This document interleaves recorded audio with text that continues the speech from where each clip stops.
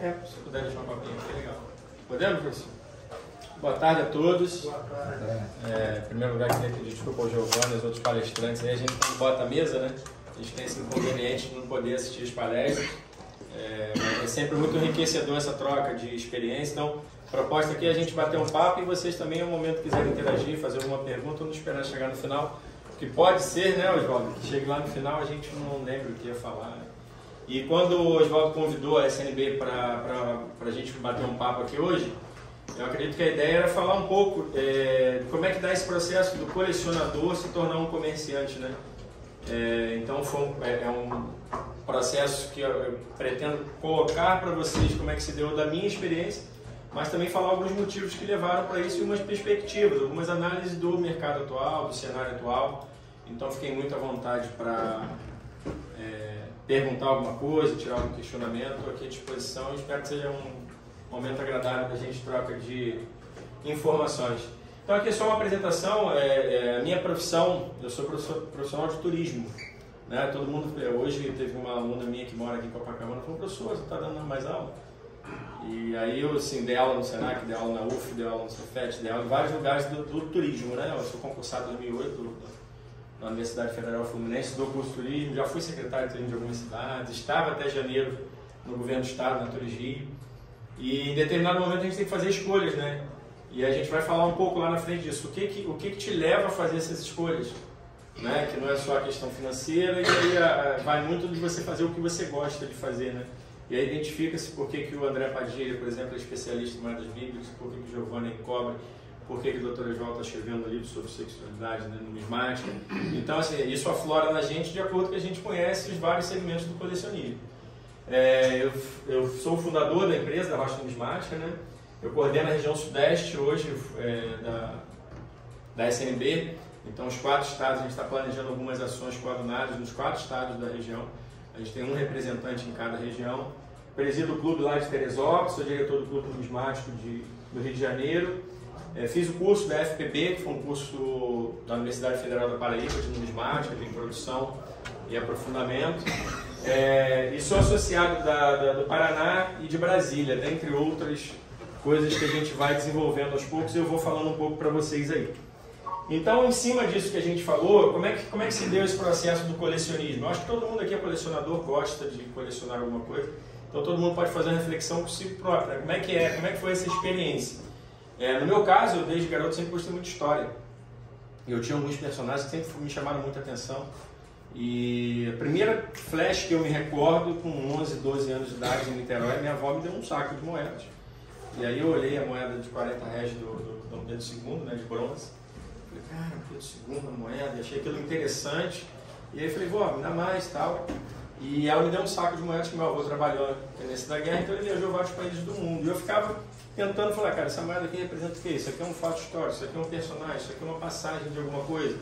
Então naquele momento, eu tinha 11, 12 anos de idade, eu acredito que naquela época, uma reflexão que a gente tem que fazer, eu tenho 2 filhos com 17 anos, a gente não tinha uma coisa que eles têm hoje, que é acesso à internet, informação. Então a atenção é muito mais complexa para você trazer um jovem para dentro de uma área de estudo do colecionismo, da numismática, da filatelia, da escripofilia, seja ela qual for, do que antigamente na época da gente, né? A gente tinha pouco acesso a isso.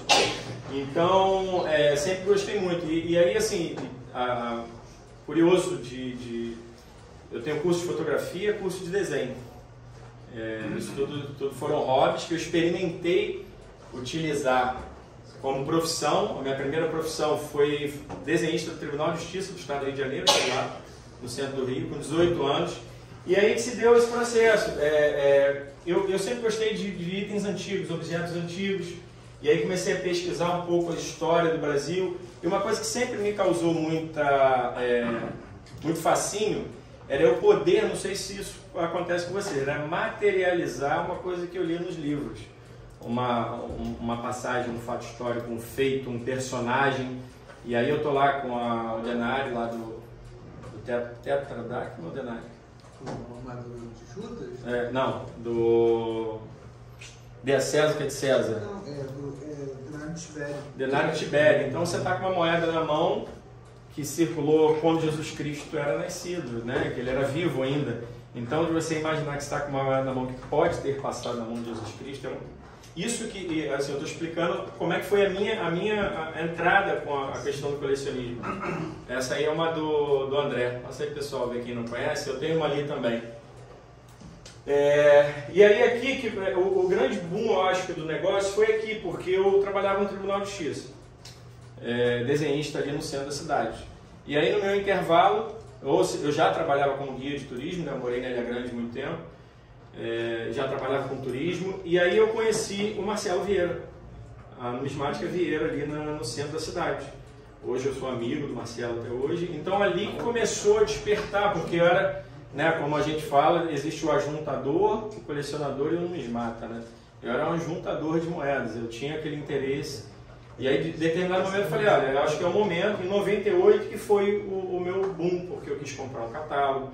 Eu lembro que o primeiro livro que eu consegui para ler, que me causou bastante impacto, foi o do Caffarelli. E era um livro que também, até hoje, eu achei difícil de achar, né? Um livro de capa azul, capa dura. E aí eu vou fazer uma reflexão com vocês daqui a pouco dos eventos que a gente organiza no interior do estado. A gente, no evento de Vassouras ano passado, eu conheci o filho do Caffarelli, que tem uma fazenda histórica lá em Vassouras. Então, assim, a gente confrontou, bateu papo, falando sobre o pai dele, da importância do pai dele no numismática, das áreas de pesquisa. E eu sempre tive, minha mãe que fala isso, quando eu era moleque, nas festas de criança, eu estava conversando com um velho, com um coroa, com um mais idoso. E eu sempre tive essa necessidade de querer aprender, de dialogar, eu não era da minha faixa etária, e eu acho que isso me ajudou muito também, porque eu conseguia ter algumas respostas disso, das moedas. Eu me recordo que eu tenho um tio que mora em Brasília e trabalha já aposentado, né? Ele é de Niterói também, mas foi para Brasília para trabalhar no Banco do Brasil, à época, né? Lembra que foi aquela churrada de gente para Brasília? E ele começou a me explicar o que era, em determinado momento, essa questão da mudança dos planos monetários. Falei, cara, então na numismática a gente estuda também economia, a gente estuda administração, a gente estuda uma série de outras coisas. Ele falava por que era a inflação, como que era converter os planos monetários. Isso foi muito interessante. Eu coloquei aí que eu tenho até hoje em Saquarema, meus pais moram em Saquarema, um armário que eu fiz, eu sou meio metido a mexer com madeira, eu gosto de artesanato. E eu fiz um móvel de madeira com algumas gavetas, e em cada gaveta eu colocava as moedas de um país, por letra A, B, C. Eu lembro que eu pegava a caixinha de fósforo, colava a bandeira do país e botava as moedas dentro. Uma coisa assim, né? Meio surreal. Como é que você guardava? Eu tenho até hoje isso guardado como uma lembrança. Então eu falei, cara, está na hora de eu começar a organizar as minhas coleções, né? E aí, um fato interessante é que eu comecei a colecionar patacão. Eu cheguei a ter 3.000 peças de patacão. 2.800, 3.000 peças. Comprei muito patacão, eu ia a evento, Irlei, pegava 2, 3 pastas do Irlei de patacão, ia classificar em casa, estudar e tal. Só que em determinado momento me caiu a ficha que eu não tinha dinheiro nem tempo para colecionar patacão, porque eu gosto de começar uma coleção e terminar, né? Eu tenho esse problema, então não me bote para colecionar uma coisa que eu não vou completar, que eu acho que eu vou ficar meio chateado. Eu tenho que ter a perspectiva, um horizonte que eu vou completar aquela coleção, senão não entro. E aí eu tenho uma quantidade muito grande de patacão. E a única coleção minha que eu mantive e que eu sempre melhoro são os cobres. Eu acho que vocês tiveram uma aula de Giovanni agora. O cobre é com todo respeito, né? Acho que é um especialista. É uma moeda que, assim, da área do Brasil, tirando o terceiro sistema, que eu gosto muito pela beleza das moedas e tal. O cobre é uma moeda muito fascinante e é muito difícil você achar essa moeda em bom estado de conservação. Então acaba que o cobre se torna um desafio maior de você conseguir boas peças. Né? Então, por N motivos, até da questão química do material, etc. O Cauê deu uma palestra em Cabo Frio falando sobre isso, sobre a questão ele é engenheiro nuclear, né? Engenheiro nuclear, ele falou como é que se dá o processo Então, assim, dito isso, o patacão, que era o que eu colecionava, eu falei, legal, e eu vi que realmente eu não ia poder avançar no patacão. Então, quando eu comecei a participar dos eventos, eu sempre ia para os eventos, sentar na mesa dos comerciantes, aprender, assistir palestra, viajar, trocar. Essa troca é muito boa. Eu acho que quem não participa dos eventos perde muito, porque não tem esse diálogo, essa troca, essa conversa. Isso é muito saudável para a gente, que é colecionador, né? E aí uma frase que eu ouvi eu esqueço o nome dele, que escreveu o catálogo do mundo da FAO. Eu conheci ele em Verona, no congresso em Verona, na Itália.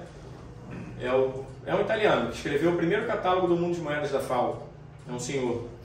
Ele falava para mim, eu falei, pô, estou pensando em já começar a vender alguma coisa para repor na minha coleção, para trocar minha moeda e tal. Ele falou, todo colecionador é um possível vendedor. Todos, sem exceção. Aí eu falei assim, não, mas eu não, eu achei aquilo, porque para mim eu não venderia nem uma banana, né? Eu falei, cara, não leva jeito para venda. Como tu não vende? Eu falei, não, cara, não tem jeito para isso. E eu tenho um irmão que é presidente de uma multinacional que é da área de vendas. Ele falava isso, cara, todo mundo, acho que tem como, sim. E aí ele falou isso para mim, isso ficou na minha cabeça, porque a troca é uma relação comercial, por exemplo. Né? Eu aprendi isso na dor. Tem duas maneiras de aprender, né? Tem um discípulo do Freud que falava isso, tem duas maneiras de aprender, ou na dor ou na... Eu aprendi na dor, porque eu fui a Portugal numa ocasião, e eu fiquei 4 horas na alfândega, entrou o Marcelo Vieira, entrou o Cleberson Alarcón de Curitiba, e eu fiquei preso lá, os caras fiscalizando minhas moedas. Por que você está com 10 moedas iguais? Por que você tem tantas moedas, não sei o que? Eu, não, cara, eu sou colecionador e tal, na alfândega no Porto. Eu indo para o evento do Porto de maio.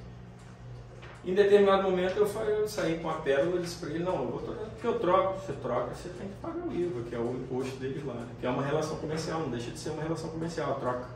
Né? São valores que estão sendo negociados. Né? Eu atribuí valor à minha mercadoria, você a sua, a gente vai trocar, é uma relação comercial. E aí ele pegou no IVA. Eu olhei o nome, acho que é Ricardo Lopes, né? Da onde? Do catálogo. Qual catálogo? Desculpa. Da FAO. Não, esse cara é italiano. É o italiano, coloca aí. Eu esqueço o nome dele. Não, um senhor já. Fiquei curioso também. Pesquisa aí. E aí, eu coloquei só uma definição disso de indivíduo que tem um sentido ou dom do comércio. Eu falei, cara, que dom do comércio? Eu não tenho dom do comércio. É o seguinte, para mim tem que ser tudo muito direto, né? Olha, sua peça vale tanto, no catálogo marca tanto, eu comprei por tanto, eu posso lhe fazer tanto. Tem que ser tudo muito direto, objetivo, para ninguém melindrar ninguém, né? Acho que isso que é legal, porque o catálogo é um parâmetro para a gente se nortear. Mas se você pegar e abrir o catálogo hoje, é R$500 de 35, marca R$800 flor de cunho, e ela flor de cunho você não compra menos de R$1.200. Estou dando exemplo da região de Feijó. E aí você não pode se basear no catálogo, porque o catálogo erra para cima e erra para baixo. E aí eu volto a dizer da importância da gente participar de eventos e etc. Aí eu acabei de falar, né, que essa relação comercial que se atribui valor econômico. E aí a gente fala das moedas, né? Isso é uma coisa que me causou muito fascínio também.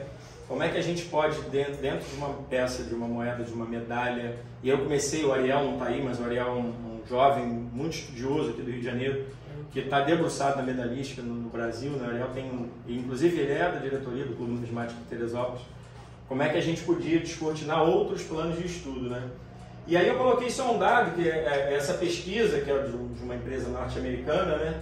Ela concluiu que, vocês podem até fotografar e pesquisar depois, que 2022 foi 48,7 bilhões de dólares que se movimentou no mundo dentro da numismática. Alguém tinha noção desses valores? Não. Porque a gente acha que são as moedas que a gente vende 5 mil, 10 mil, 20 mil em evento, né? Isso foi um dado que eu fiz algumas pesquisas, né? E ela fez uma prospecção, que em 2031 a gente está aí com uma prospecção de um crescimento anual em torno de 10,4%. Então se a gente cresce, a gente já vai para 20 bi. Né? Então, assim, é um número bastante razoável, bastante considerável. E levando-se em consideração que muitas transações que são realizadas tanto com a numismática ou outras antiguidades, etc., as formas de pagamento nem sempre são as mesmas, são as convencionais. Você entrar numa loja e passar um cartão automaticamente, né? Você tem todo um controle. Então, estima-se que esses números aqui podem ainda ser maior que isso. Então, se a gente está falando, eu falei que eu sou professor, sou guia de turismo, tenho uma agência de turismo. Né? E aí é óbvio que chega um momento que você bota isso na balança. Né? Esse aqui, eu achei essa foto muito interessante. Como é que se deu esse processo de transição? Porque eu já estava atentando para isso tudo. Né? Falei, cara, eu estou com tanto patacão, o que eu vou fazer com esses patacões? Eu vou trocar por uma peça de cobre minha. Eu vou pegar esses 10 patacões que eu vou dar. Eu coleciono, hoje eu estou com 18 ou 19 jogos do quarto centenário guardado. Eu guardo, coleciono e estudo o quarto centenário de descobrimento do Brasil.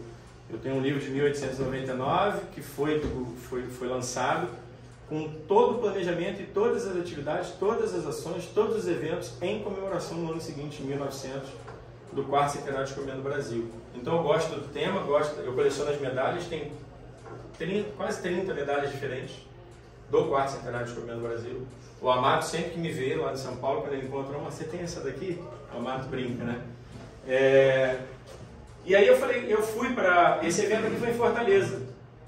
E aí eu fui com o Vieira, com o Marcelo, e a gente chegou para passear, falei, pô, vou pra praia, tomar água de coco, né?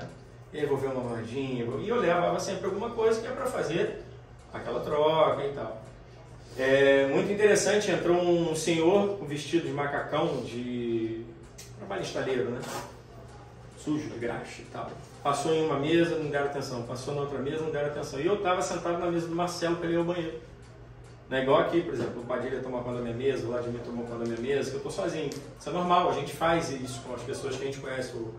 O Dudu, lá em Raposo, lá me salvou de várias situações lá, né, Dudu?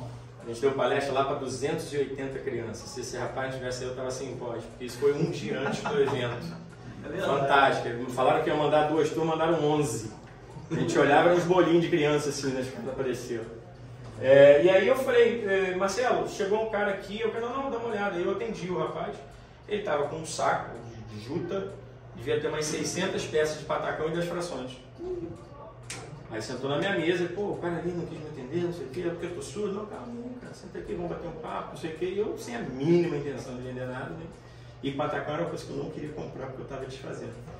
Marcelo veio, eu falei, Marcelo, ele falou, pô, aí fechamos o negócio com o cara, Marcelo comprou os moedas do cara, e falou, Felipe, metade disso aqui é seu, metade é meu. Eu falei, não, cara, não. Foi o seguinte, bota uma mesa aqui. Aí chamou o Lourenço, acho que foi o Lourenço, se não me engano, que estava responsável pela organização lá, aquelas camisas bacanas dele, cheias de cores. Lourenço, vem cá. E essa aqui foi a primeira mesa que eu botei no evento, a contragosto. Eu falei com o Marcelo, pô, cara, tu vai me botar aqui até 6 horas da tarde, se eu quiser dar uma saída aqui, se eu quiser fazer um negócio, se quiser assistir uma palestra, né? Foi essa que eu lembro, porque isso aqui era meu, eu tinha levado, né? E aí, isso aqui é algumas moedas que eu tinha, que ele tinha negociado com o cara, que ficou pra mim, eu paguei metade, ele pagou metade. Então, assim se deu, eu falei, cara, vamos experimentar como é que vai se dar esse processo, né? E aí, de lá pra cá, qual foi o mecanismo disso? Pesquisa, estudo, a gente sempre fala isso, antes de comprar, é melhor você ler, você pesquisar, você estudar. Aliás, não é numismático, acho que qualquer ramo de investimento, porque tem muito, querendo ou não, eu acho que nenhum colecionador, ele compra uma moeda, ou uma medalha, ou uma cédula, não sabendo o que aquilo ali pode gerar para ele futuramente, não que ele queira vender. Ok? Eu nunca tive ideia de vender as minhas moedas, mas ele tem que ter a noção que aquilo ali é um ativo financeiro que ele tem que guardar no bulho, né? Pode ser, de repente, quando você compra, saiu a medalha do Vasco da Gama de 120 anos, 5 medalhas de ouro, 33.500 no dia. Aí eu fiquei assim, compro ou não compro? Eu sou baixo. Compro ou não compro? Comprei as outras, né? Eu falei, cara, 33 mil. 1 minuto vendeu as 5 medalhas, só saíram 5. Então você estava no peso do ouro. Então as pessoas compraram, óbvio, para investir no ouro, né? Que é uma coisa segura. Então nesse processo, compra, venda, a gente estuda, né, a maneira do atendimento. Isso é uma coisa muito, muito delicada, que eu acho que tem que ser mais discutida e aí eu falo dos comerciantes, né? Tem-se uma impressão que o cara que bota uma mesa para vender moeda, ou um evento, ou numa feira, que o cara só tem aquela opção na vida dele, não é. Tá? Tem pessoas que se dedicam a isso por opção mesmo. Eu tenho outras opções de trabalhar. Eu estava vice-presidente da Turigi, que é a Secretaria de Turismo do Estado, até janeiro desse ano. Eu optei isso aí. Então as pessoas têm outras possibilidades, né?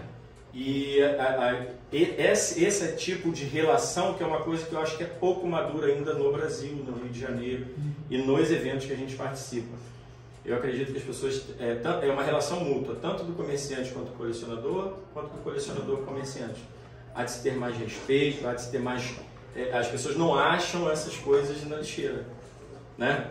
Eu lembro fazendo uma brincadeira aqui, o Duque estava aí hoje, quem conhece o Duque de mais tempo, o Duque é uma figuraça, né? Um dia na feira, aí tem uns 20 anos, isso já era garoto, ele botou uma placa na não estou passando fome. Que isso, Duque?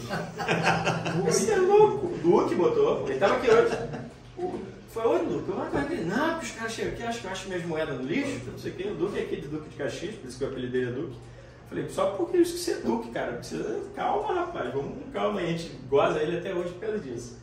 Então, assim, na numismática, como em qualquer outro ramo, né, do seu trabalho, de onde você trabalha, as pessoas pesquisam, estudam, investem tempo. Eu tenho 5 meses que eu não vou à feira da Praça 15, eu gosto de ir àquela feira.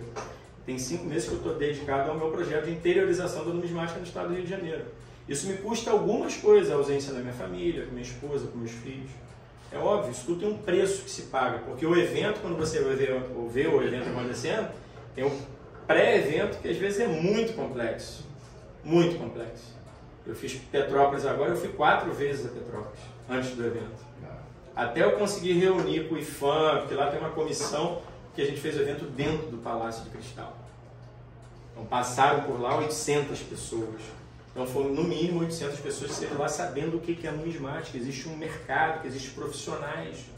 Então isso que eu acho que é uma responsabilidade de todo mundo, né? A gente fazer a coisa da profissionalização da numismática um dever da gente. Né? A gente brinca que tem muito comerciante que cada um estabelece o seu meio de trabalhar. Comprei por 10, vendo por 12, tá bom, e o negócio vale 30. Então ele está, querendo ou não, ele está colocando uma valoração no mercado que se você comprou por 12, quando você for comprar outra para sua esposa ou para o seu filho, você vai querer pagar 12, mesmo ele valendo 30. Então tem que se pensar de que maneira que pode se conversar com essas pessoas, né? Para a gente padronizar. Não precisa ir longe, a Mari acabou de vir dos Estados Unidos, vai ao evento da Ana, vai ao evento da Verona, vai ao evento de Maastricht, vai a Sevilha em novembro. É extremamente profissional como qualquer outra área de comércio. Então eu acho que isso no Brasil, Oswaldo, a gente ainda está engatinhando, eu acho que isso também é um papel da sociedade, de ver como é que a gente faz esse processo. Primeiro, capacitar as pessoas que vendem, que compram, que negociam. Acabar com aquele negócio, pô, vou enganar o cara não sabe preço, vou pagar lá embaixo para poder ganhar. Porque o cara vai parar de colecionar. Se ele descobrir que ele foi lesado, ele vai parar de colecionar. Pô, me sacanearam. E as pessoas, no meio da gente, aí fazemos uma meia-culpa, o cara faz e ainda chega na sala, pô, aí passei a perna no fulano.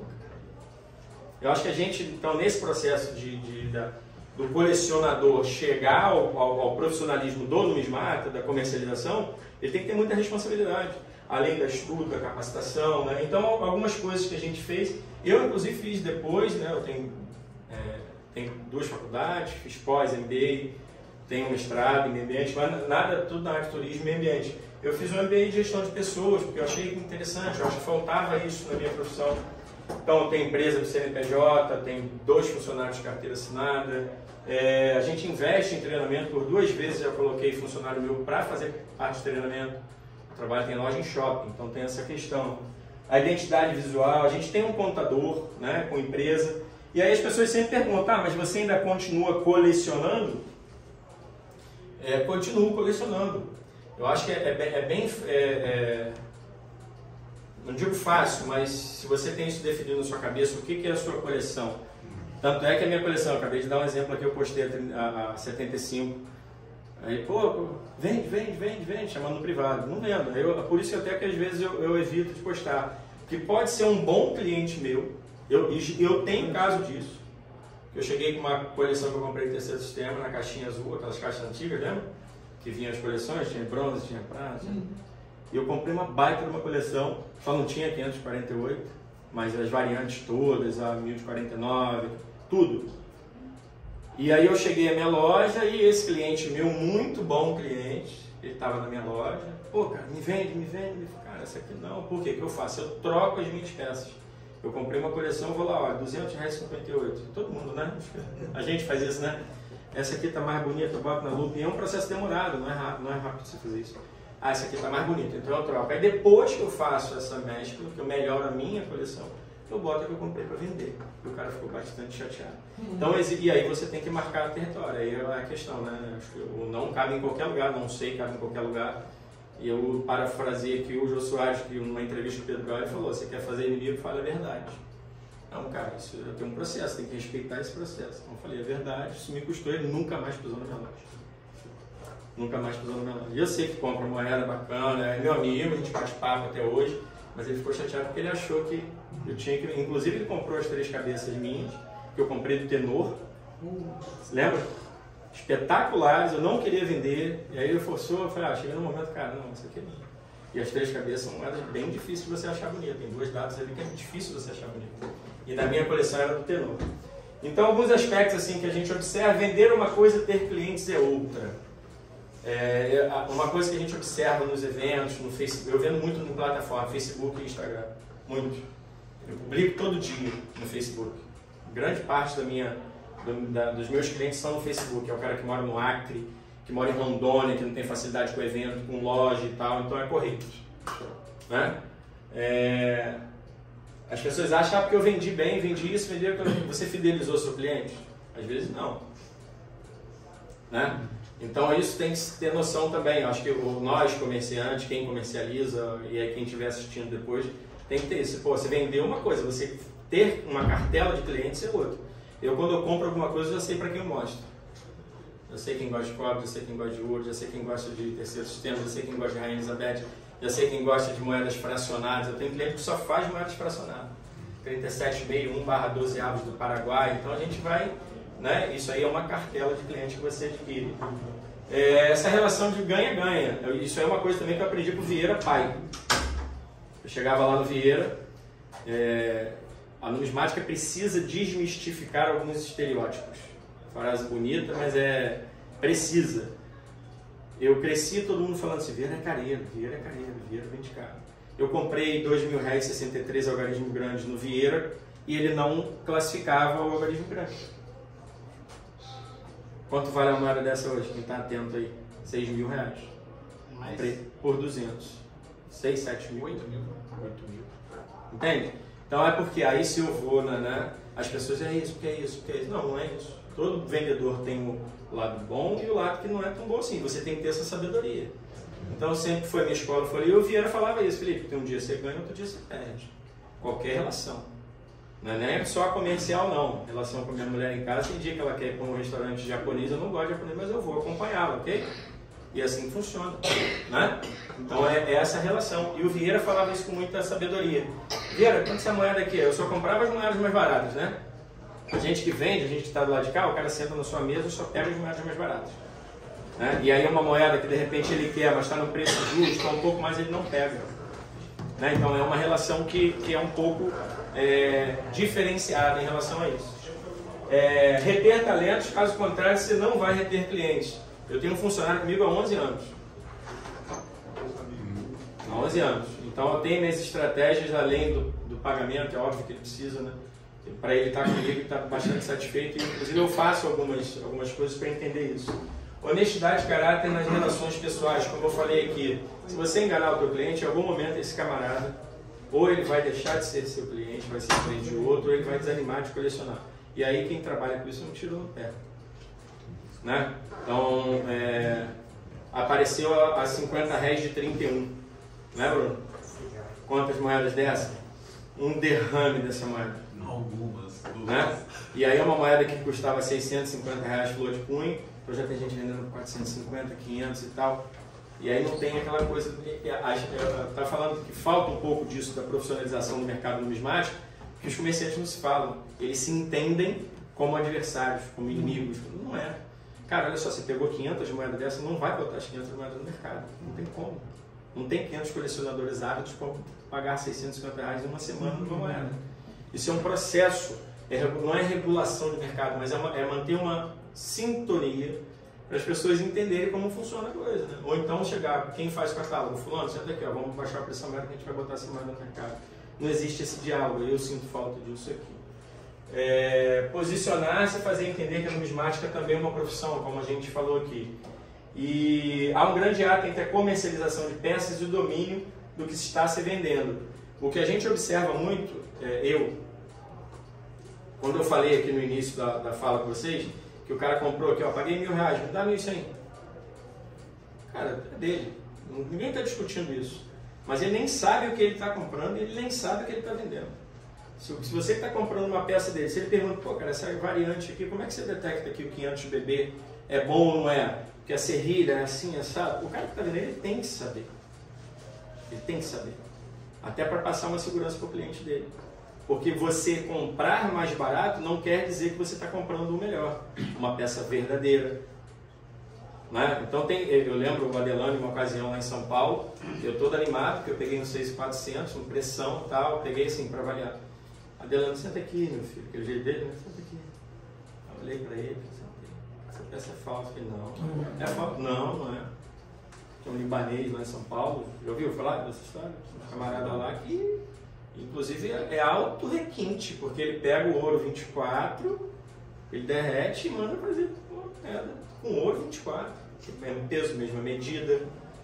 Então, assim, a gente está entrando num grau hoje de profissionalização do lado ruim da numismática, que a gente tem que estar atento. E aí vai muito da conversa, do diálogo. Tem 3 camaradas para mim que são fundamentais na minha caminhada. Tirando o Vieira aqui, que é meu amigo, que também a gente dialoga muito, né, tira muita dúvida.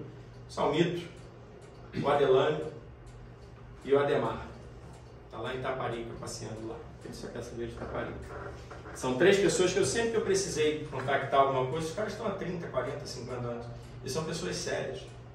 A primeira vez que eu cheguei a evento na Europa, eu falei, pô, Adelano, ó, Felipe tá comigo. O cara saía e largava um monte de moeda de ouro na mesa. O cara nunca me viu. Então, o que eu falei? Tem um nome que ele tem no mercado. A honestidade que ele lida com as pessoas. Isso é muito fundamental. E aí, quando a gente optou em transformar não é o formal, né, o informal em informal, a gente fez um plano de negócio na empresa. Inclusive as pessoas falam para mim, Felipe, você é louco, fazer 18 encontros no estado do Rio de Janeiro. O Dudu aqui já participou de um, sabe como é. Inclusive eu sou professor da UFSC, eu passei na disciplina de eventos, eu trabalhei no governo do estado e organizava eventos, carnaval, Réveillon. A gente sabe da dinâmica de um evento, é muito complexo, mas está dentro do meu plano de negócios. Que esse ano de 2023 eu faria isso.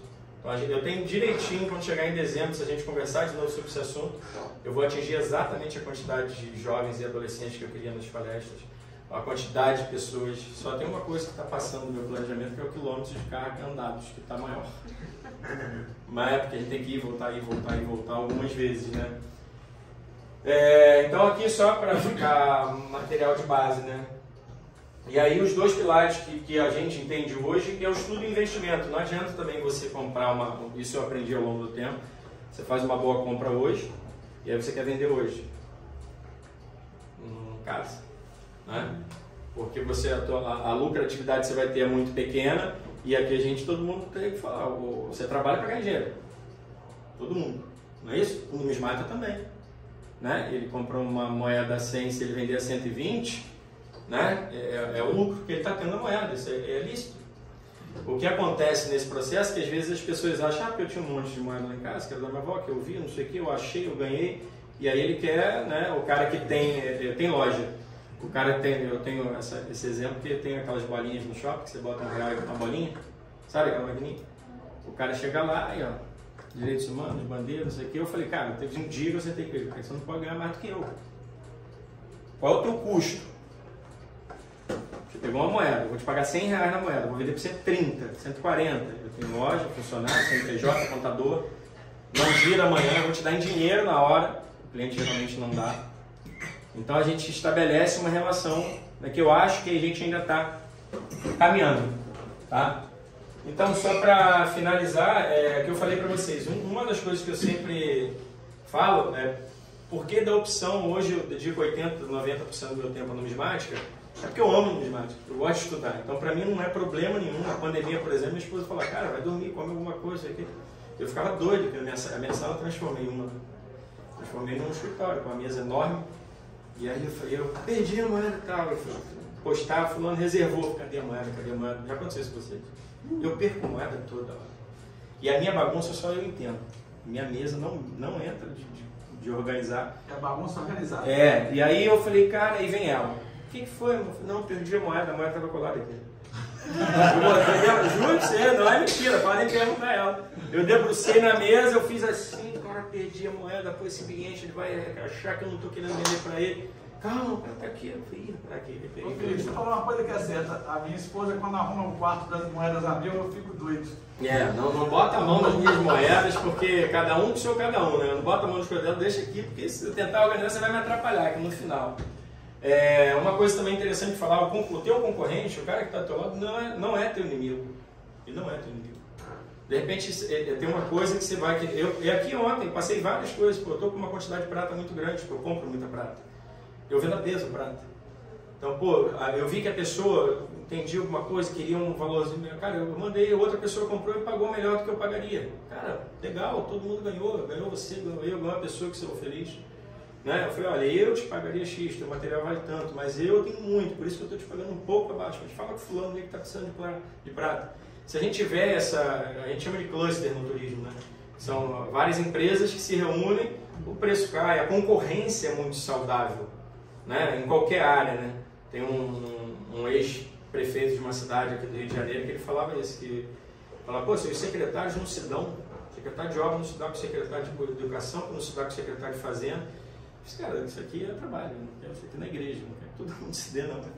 E é legal porque o secretário de educação, se fizer uma bobagem, ele sabe que o secretário de fazenda vai pegar no pé dele. Então ele falava que ele tinha lá, botava um aquário de camarões e tinha sempre um caranguejo, um predador de olho ali, não estava acontecendo.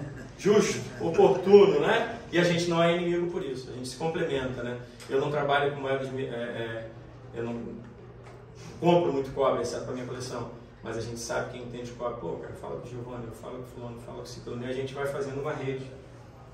Numismática cria ambiente de companheirismo e pode apresentar amigos, eu tenho grandes amigos que eu fiz dentro do numismática. Então tem que se desmistificar isso também, porque fulano, todo mundo não quer prejudicar o outro. Não é assim. Como todo negócio tem pessoas boas, tem pessoas ruins. Tem pessoas que querem prejudicar, que usam das suas influências, que são um mal necessário. Cara, olha para o outro lado. Né? Eu brinco isso, que se eu fosse olhar porque as pessoas falam dos eventos que a gente está organizando no Estado, eu já tinha parado. Eu já tinha parado.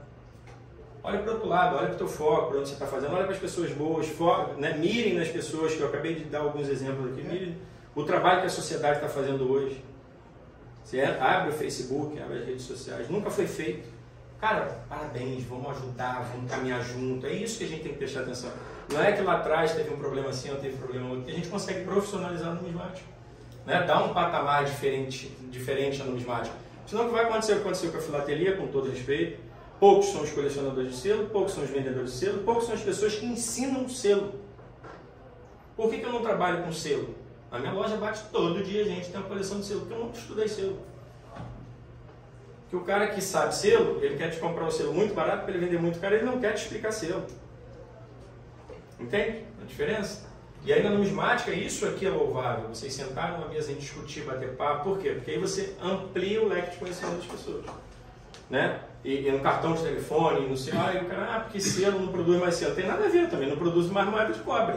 E todo mundo coleciona moeda de cobre.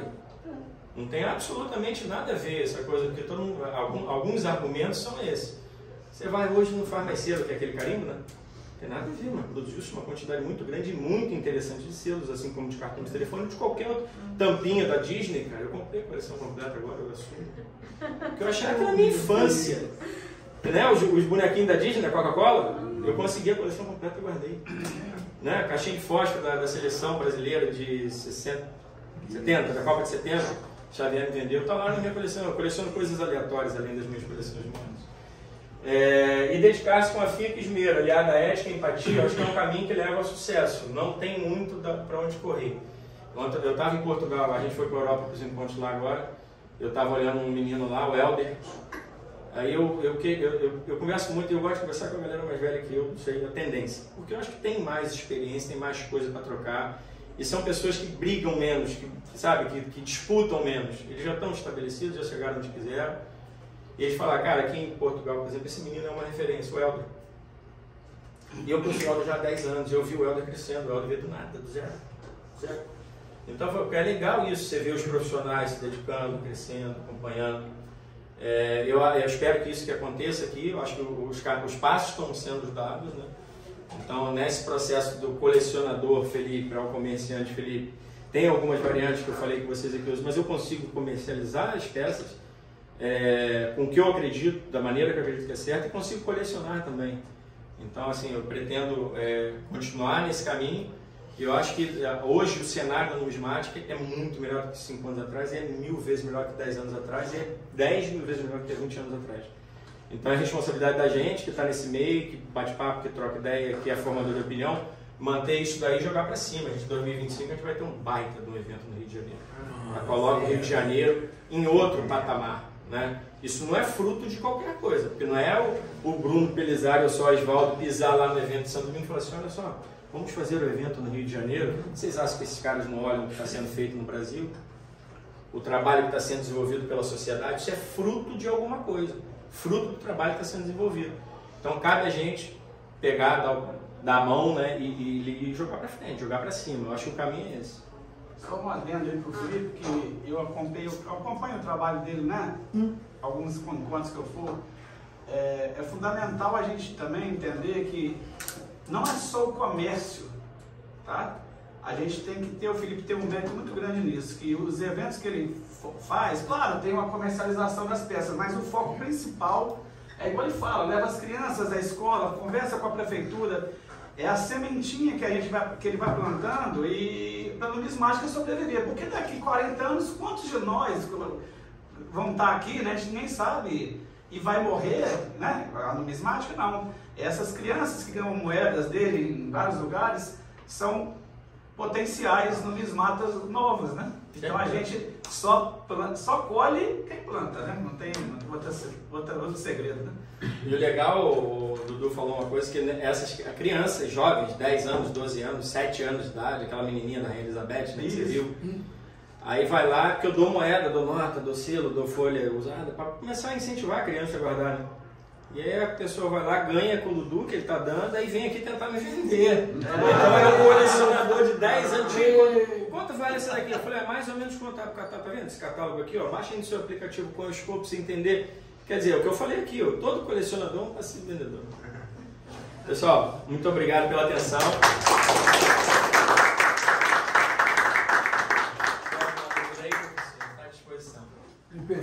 Obrigado em nome da SMB. Seu certificado em papel moeda. Tá ótimo. Tem que manter a tradição. É isso aí. Esse é o presidente da Casa da Moeda. Boa, para os palestrantes. Muito obrigado. Valeu. Fazer uma foto? Parabéns. Vamos lá. Obrigado. Fazendo as fotos oficiais. Da luz? Eu posso ficar. Ele é baixinho. Se vocês estiverem mais pra frente, Um pouco mais pra frente que a gente pega a luz daqui.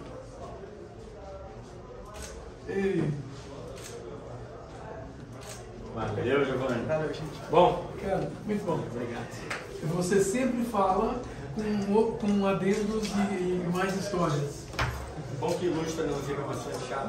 E isso é interessante, porque significa que você vai coletando mais ideias e informações para agregar na próxima. E quem está ouvindo, é legal que fica junto, né? E a próxima, se você quiser, é o quarto centenário. Tá pronto. Bruno. Já. É um tema, né? Quando que você vai... Quando vocês quiserem. Isso aí é Você passa setembro, se quiser. Obrigado. Você vai em setembro? Vai? Então. Pronto. Parabéns, Obrigado. Obrigado. Então eu já começo, já boto você na programação. Valeu, Giovanni. Mal, já consegui postar nas redes ainda, mas agora tem que colocar subir e começar a colocar no YouTube. Posso encerrar aqui? Opa!